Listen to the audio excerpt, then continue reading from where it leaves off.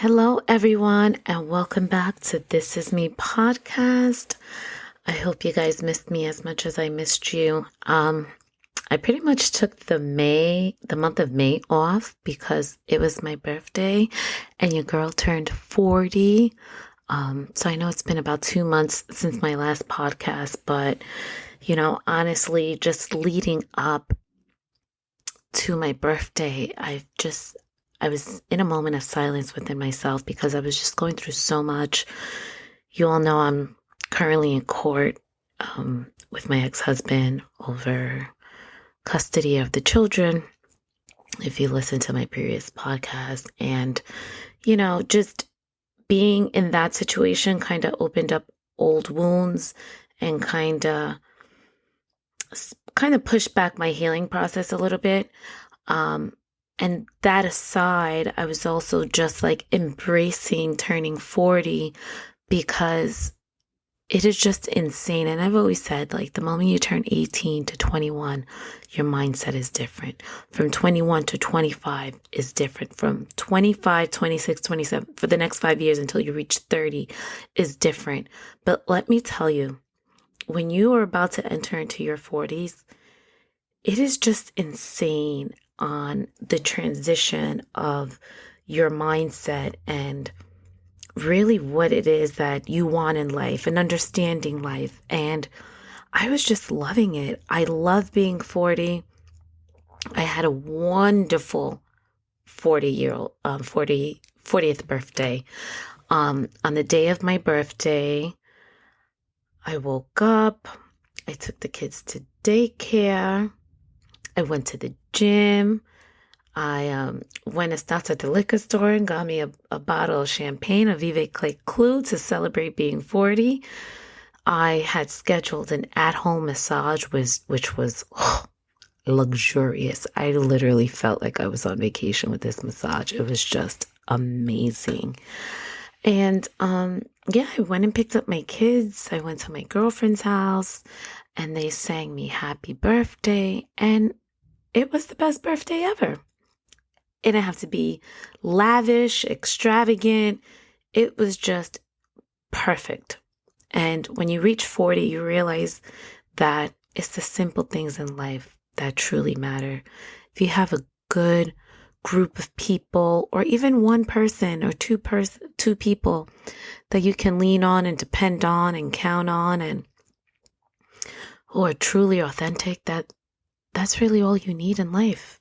As long as you have food in your fridge, clothes on your back, a roof over your head. And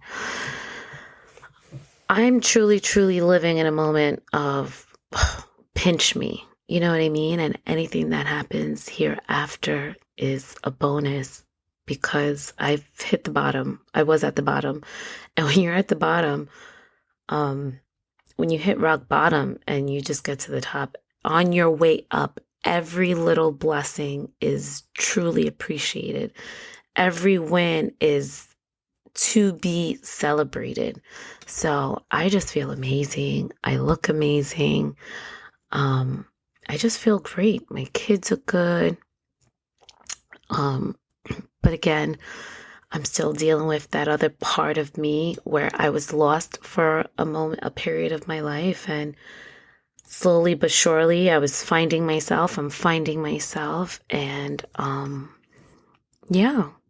what else is happening? I have 2 listings. I'm getting more brand deals.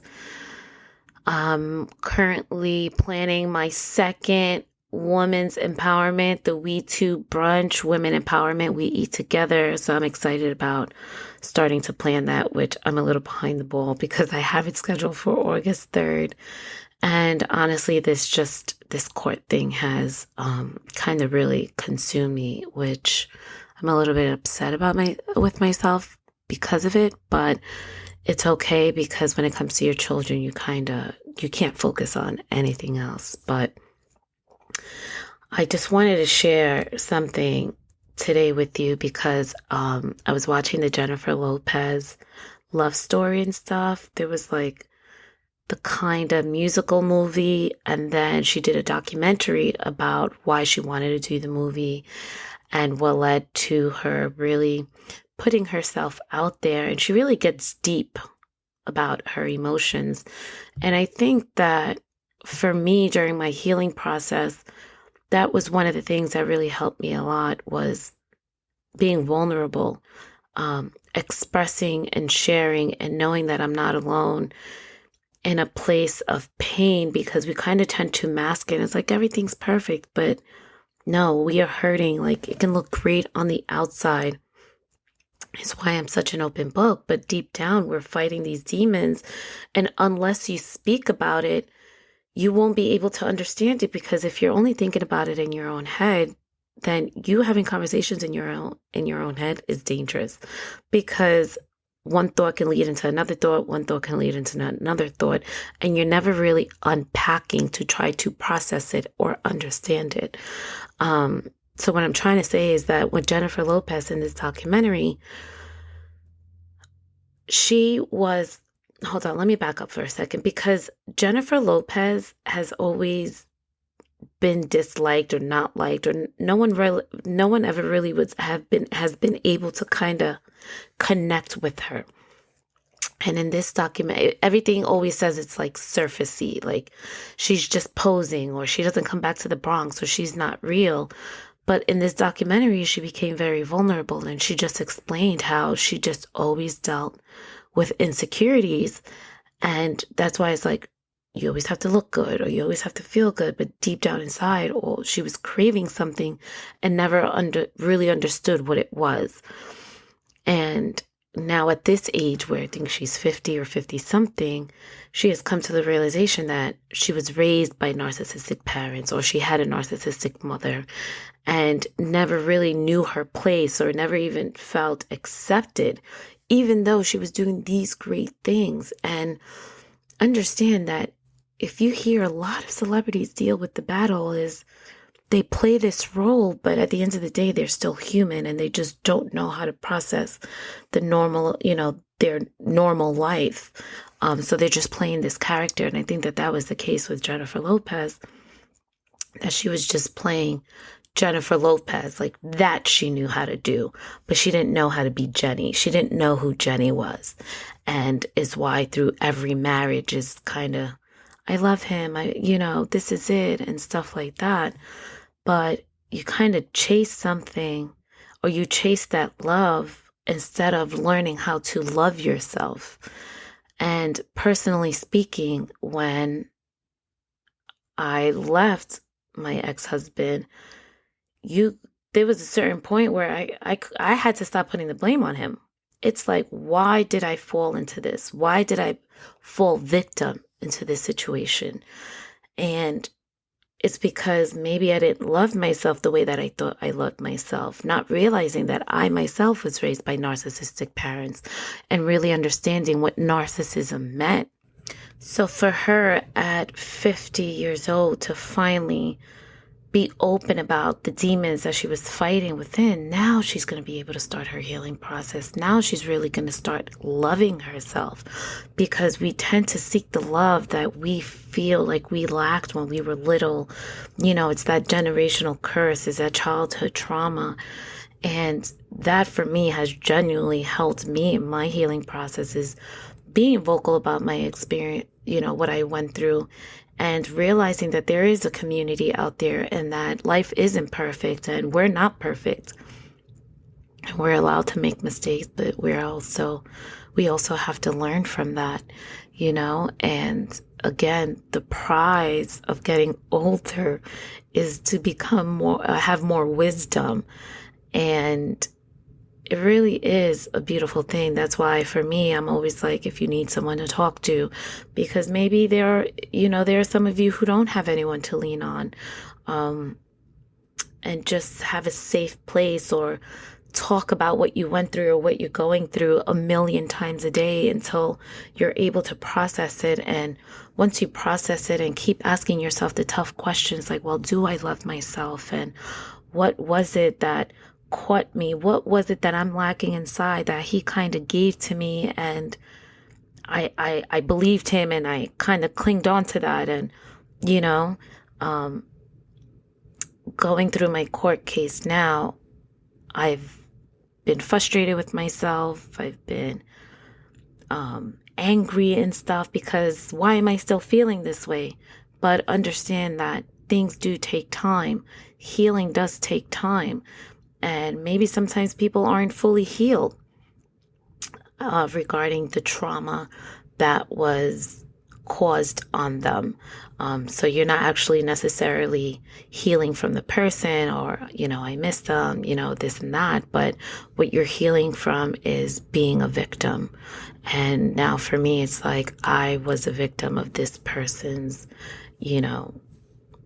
game or story or movie that they live in their universe. And for me, it's like I have to protect my children and make sure that they don't fall victim to that, Also, for me, I can say I don't know who the hell I married, but I sure as hell know who I divorced. So understand that once you leave your situation, you're no longer a victim. You're free. You're out of jail. And now once you process that and understand that, you can then go and start your healing journey. You're allowed to do that. You're deserving. So don't be so hard on yourself. Give yourself some grace. And don't let anyone guilt you or fault you for healing how you need to heal, not for how they need you to heal, but don't apologize for how you need to heal. And I think that for Jennifer Lopez, her doing this movie, because no one wanted to back her up, every studio was knocking her down. They just didn't believe in her project. And she's like, I have to do this. I don't know what it is, but it's something inside of me says that I have to do it. And she put up her own money. That's how much she believed that she needed to share what was burning inside of her. And I think it was more not her telling the world everything. This is the way that she knows how to express her pain and her trials and tribulations. And again, it just goes back to heal however you need to heal. If it means that you need a community and you want to bring people in and you want to share stories, then do that. If it means you want to journal, if it means you have to go to the gym, do whatever it is, but start your healing process because it will eat at you. And you have to let go of the anger because the anger is what's going to consume you. And for me, while I've let go of the anger at times because I'm not perfect, there are moments where, again, I said I was angry, I get frustrated. But for the most part, being angry is not going to change anything. It's more processing and asking yourself, how did I get here? What is it that led me to this? What is it that I need to do to improve so I don't fall victim to this again? But yeah, I just wanted to share that even our celebrities and, people who have it all still don't have it all because peace is expensive and it comes at a price. Okay. Happiness, now that's free. So once you find your peace and you pay that price and you set your boundaries and you filter out the people who are no longer serving you, then you're going to get to that happy place. And that's priceless. And trust and believe. I will tell you this, y'all, because I do get messages like, oh my God, you're so positive and you're so motivational and I just love your content and all of that. I work hard. I work hard towards that. Just as much as I work at the gym, as hard as I work at the gym, I work hard on my mental as well. I'm intentional about it. I make it part of my daily routine. Whatever, if it's reading the Bible, journaling, saying my affirmations, repeating scriptures. I can do all things through Christ who strengthens me. Or if God be for me, who can be against me? And no weapons formed against me shall prosper.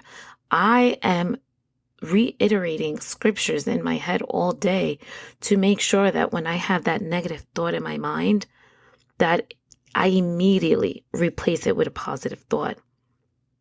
That is doing the work on your mental because life is lifing. People are peopling, and the devil's always, with the good comes the bad, and the devil's always behind you trying to just throw you off your game. So I just wanted to leave y'all with that little gem, with that little diamond. Take it as you want it. I hope it helps.